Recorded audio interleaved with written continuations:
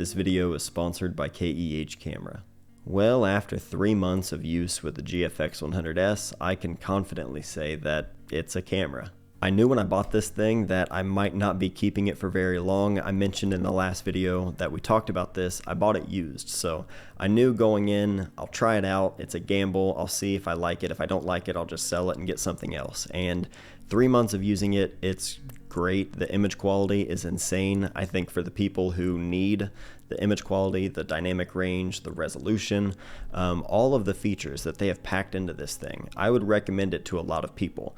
It's just not the camera for me right now. It's just not, and that's fine. There's nothing wrong with that at all. Still a great camera. Today I want to share the last month of using the camera, some photos and moments, and just overall thoughts on using this system. And I'm also going to be answering some questions that you all sent in on Instagram when I mentioned that, I was basically going to be sending this thing off very soon. So let's look at the last month with the GFX 100S. Most of my time with this camera, and really any camera these days, is spent just going on solo walks in the mornings after dropping the kids off at school. I'm a creature of habit, and it's easy for me to enjoy doing the same thing over and over, so I do try to mix it up. But the Hopewell group here in Chillicothe, it's a great place to walk in the mornings, really peaceful, and just a really beautiful place. The majority of this walk, I was using my M-mount 50mm Summilux adapted to the GFX, and I'm primarily a black and white photographer. I often shoot with this in the monochrome film simulation, that way I'm seeing in that monochrome profile. I've got to say, nostalgic negative, out of all of Fuji's film simulations that they have built into any of their cameras, I honestly think this is by far their best one. If this is only in the GFX 100S right now, I don't know if they have plans to put it in their other cameras, but they absolutely need to. It's just great.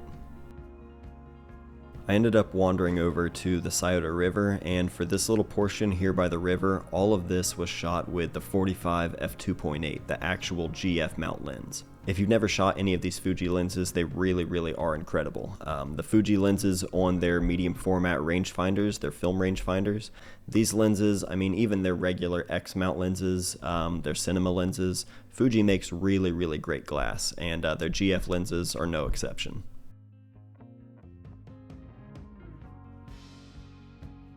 Now, considering it's Halloween, I thought we would also head over to the House of Masks and visit my old friend AJ Good.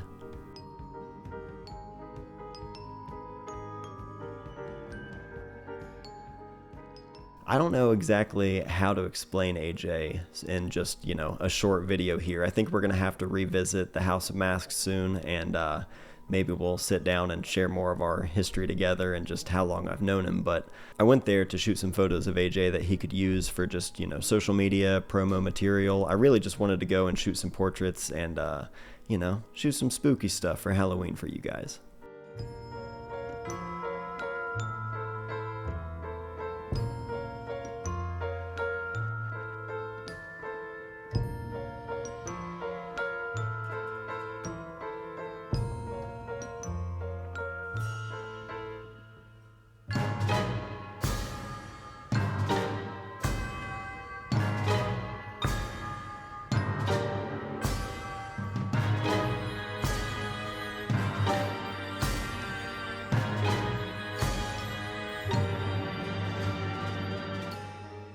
I had a pretty simple setup in there. I had my Westcott FJ400 in a small octabox with a grid on it, and I had it powered pretty low. I was honestly in the speed light range. I could have been using a speed light for really any of the setups in there, but I had the FJ400 with me, and I also used two little Aperture MC ring lights.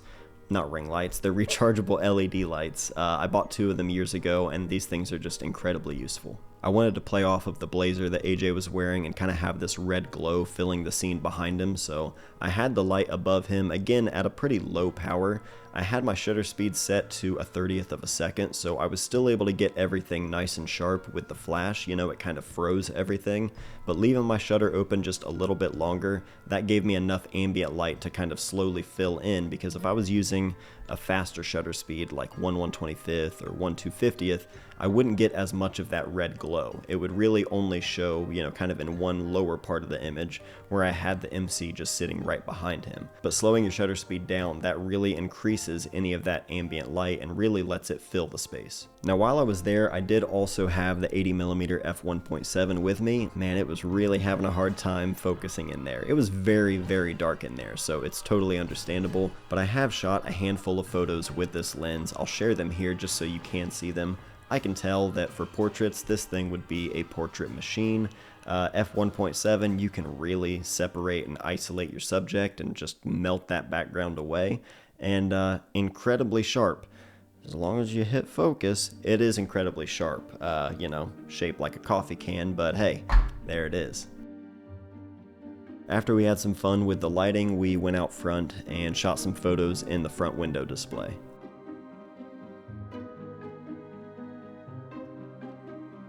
Of course, AJ's favorite photos are the ones where we had fun with the lighting, but I've got to say, I just love natural light, and I really like the photos that we shot out front probably the most.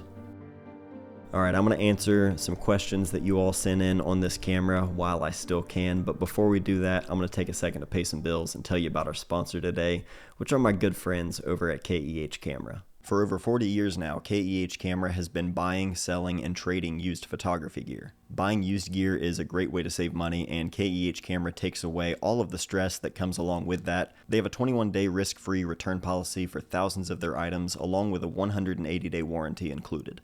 If you need to trade in or sell any of your gear, you can do that directly on the website, getting a quote immediately, or you can even schedule a video chat with one of the buyers. That way you can show them the camera or lens, whatever it is you're trading in full detail. Anytime you're shopping with KEH, make sure you use the affiliate links listed down below. These are no extra cost to you, but they go a long way to support the channel here, so I greatly appreciate that. Also, to save some money or get a bonus on your quote, make sure you're using the codes on the screen right now, as well as in the description. These do change from time to time, so make sure you're using the correct code when you're shopping. Thank you again to KEH Camera for all of their support here on the channel. Did you find the 100 megapixels all that helpful compared to the 50 megapixels you'd get with the 50S? I mean, you're getting 100 instead of 50, so yeah, you're getting more resolution, but honestly, I think 50 is more than enough, and I think most people would probably benefit from sticking with the 50 just due to the file size and storage. How would you compare usability to other X series cameras? If you're just talking about other X series like the X Pro and XT and XH, all of those cameras, those are definitely going to be much faster, and you're able to just shoot with them in probably more variety of scenarios, and they're going to be able to keep up at a faster rate. But in terms of resolution and bit depth and all of those different things, that's a whole other loaded conversation. But based on how would you compare usability, I would say you're going to get more uses and more usability out of the other X cameras as opposed to the GF line. But I don't think the GFX line is aimed to be the most versatile or most usable out there. The most common question was definitely, why did you sell it? So for me, cameras are tools, and they come and go. If you've been watching this channel for a while, you probably know that by now. Cameras for me, they come and go, man. I will use a camera as long as I am enjoying using it and it's like serving its purpose, but if it's just sitting around and not really getting any use, I really don't like to hang on to it. I would much rather it go to somebody that is actually going to use it, and I often do that in order to fund whatever gear I'm going to replace it with. I'm not the kind of photographer that likes to have like a dozen cameras and a bunch of lenses and all sorts of different things and a collector. Photography is full of collectors, and there's nothing wrong with that. I think if you enjoy it, then go do it. Have fun with it. I don't give a shit. For me, cameras, they're tools, and if I'm not really enjoying using it, I don't like to hang on to it just because. I've got my Minolta XGM, that was my first camera. I'm never getting rid of that. My Polaroid 600 close-up, that was my first Polaroid camera I got in high school. I still have that just for sentimental reasons. It's not worth anything. And then my M6. Those are the three cameras that I have and just have never gotten rid of and just will always have.